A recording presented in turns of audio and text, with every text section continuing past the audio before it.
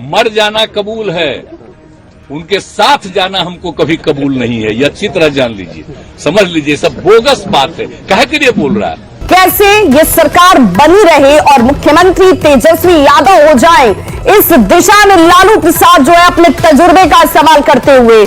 नमस्कार दोस्तों, बिहार का सियासी पारा लगातार चढ़ता जा रहा है। हर घंटे बिहार की सियासत से एक नई तस्वीर उभर कर सामने आ रही है। बिहार में आरजेडी और नीतीश में तनातनी के बीच ऐसी खबर सामने आ रही है कि जेडीयू के 24 विधायक बगावत करने को तैयार हैं। सूत्रों के हवाले से खबर सामने आ रही है। आरजेडी नीतीश में तनातनी के बीच बिहार की सियासत में एक नया समीकरण भी बनने की संभावना जताई जा रही है। इस समीकरण से तेजस्वी यादव सीएम बन सकते हैं। इसको लेकर लालू यादव कैंप एक्टिव हो गया है। पिछली बार तो बिहार में लुका छिपी का सियासी खेल चल रहा था, लेकिन इस बार बिहार में खुल्लम खुल्ला खेल चल रहा है। क्या नीतीश कुमार से पहले लालू यादव नीतीश का गेम पलट देंगे? जिस तरह से बिहार में सियासी उठापटक चल रही है, उस सियासी उठापटक के बीच लालू यादव भी चुप नहीं बैठे हैं। लालू यादव भी आरजेडी की सरकार बनाने में जुटे हुए हैं। कैसे जोड़ तोड़कर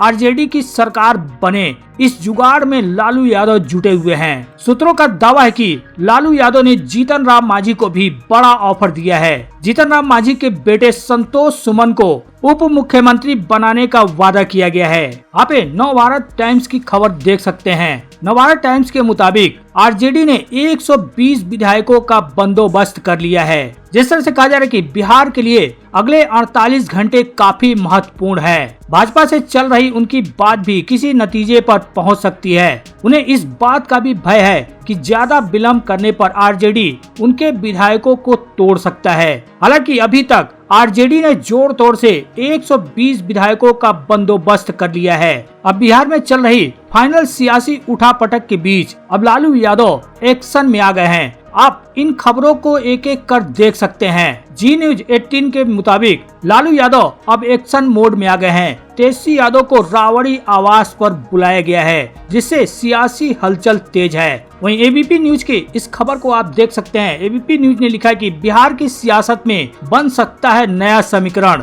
तेजस्वी बनेंगे सीएम, लालू कैंप हुआ एक्टिव। आप इस जी न्यूज की खबर को देख सकते हैं। जी न्यूज ने लिखा है कि बिहार में आरजेडी सरकार बनाने में जुटे लालू यादव लगा रहे हैं जोड़ तोड़ का जुगाड़। साथ ही न्यूज 18 के इस अगले खबर को आप देख सकते हैं। लालू यादव ने जीतन राम मांझी को बड़ा ऑफर दिया, उनके बेटे संतोष सुमन को उप मुख्यमंत्री बनाने का वादा किया। सूत्रों के हवाले से एक खबर छापा जा रहा है। इन सभी ने डिटेल में क्या खबरें छापी हैं उसको आपको आगे बताएंगे, लेकिन आप नवभारत टाइम्स का रिपोर्ट देख सकते हैं। उन्होंने एक खबर छापते हुए लिखा है कि आरजेडी ने 120 विधायकों का किया जुगाड़, भंग होगी बिहार विधानसभा या बनेगी नई सरकार। नवभारत टाइम्स के मुताबिक 120 विधायकों का आरजेडी ने जुगाड़ कर लिया है। इसमें कौन कौन से पार्टी के विधायक हैं उसके बारे में आपको आगे बताएंगे, लेकिन इस खबर को आप देखिए। आर भारत ने खबर छापते हुए लिखा है कि बिहार में नीतीश की सरकार पर मंडरा रहा संकट,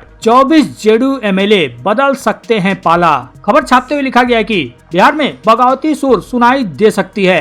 दरअसल सूत्रों के हवाले से जो जानकारी मिली है कि 24 जनता दल यूनाइटेड के विधायक बगावत कर सकते हैं। बता दें, वर्तमान में जेडीयू के पास 45 विधायकों की संख्या है, जिसमें इन खबरों के मुताबिक कहा जा रहा है कि 45 में से 24 एमएलए जेडीयू छोड़ सकते हैं। कुल जेडीयू के 45 विधायकों में से 25 विधायक बगावत कर सकते हैं। हालांकि अगर ये जेडीयू छोड़ते हैं तो ये कहां जाएंगे, इस बात को लेकर अब तक कोई खबर सामने नहीं आई है। लेकिन जिस तरह से बिहार में उठापटक देखने को मिल रहा है, उससे दोनों खेमा ही यानी नीतीश खेमा और लालू खेमा पूरी तरह से एक्टिव है। जहां खबर सामने आ रही है कि नीतीश कुमार की पार्टी और बीजेपी एक बार फिर से साथ आ जाएंगे, लेकिन वहीं दूसरी तरफ सूत्रों के हवाले से भी खबर सामने आ रही कि लालू यादव बिहार की राजनीति के इस डेवलपमेंट पर शांत नहीं है। लालू कोशिश कर रहे हैं कि अगर नीतीश से गठबंधन टूटे तो बिहार में उनकी पार्टी की ही सरकार रहे। बताया जा रहा है कि लालू यादव जोड़ तोड़ की कोशिश कर रहे हैं और लालू यादव जीतन राम मांझी को भी साधने की कोशिश में जुटे जुटे हुए हैं। सूत्रों के मुताबिक अभी भी बिहार में बड़ा खेला हो सकता है।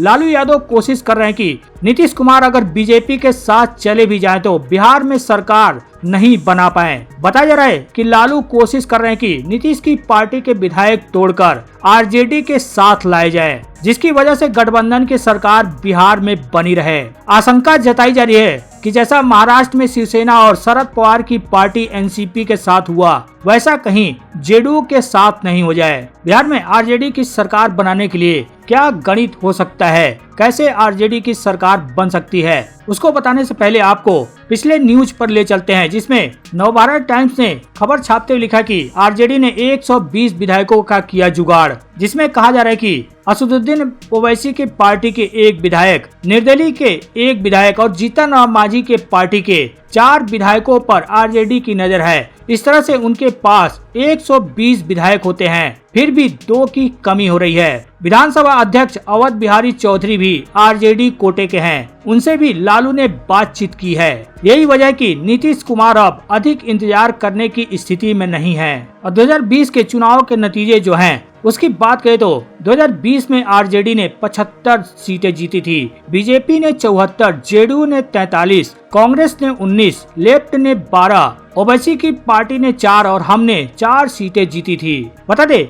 बिहार में बहुमत के लिए 122 सीटें चाहिए। और वर्तमान की परिस्थिति क्या है उस पे बात करें तो आपको बता दे, वर्तमान में आरजेडी के पास 79 विधायकों की संख्या है। यानी महागठबंधन में जो विधायकों की संख्या है, आरजेडी के पास 79, कांग्रेस के पास 19, सीपीआईएमएल के पास 12, सीपीएम के पास 2, सीपीआई के पास 2, ओवैसी की पार्टी के पास 1 विधायक की संख्या है और अन्य 1 विधायकों की संख्या है। यानी कि महागठबंधन के विधायकों की संख्या जोड़ी जाए तो कुल 116 बैठती है। इसी तरह से अगर नीतीश कुमार एनडीए के साथ चले जाते हैं तो उसकी संख्या देखें तो बीजेपी के पास वर्तमान में 78 विधायक हैं और जेडीयू के पास 45 और हम के पास 4 विधायक हैं। इनकी संख्या कुल 127 होती है, जो कि बहुमत के आंकड़े से 5 विधायक ज्यादा हैं। और आरजेडी के पास जो संख्या है भी 116 की संख्या है, यानी कि सरकार बनाने के लिए उनके पास 8 विधायकों की संख्या कम है। अब 122 विधायकों की विधानसभा में जो संख्या चाहिए,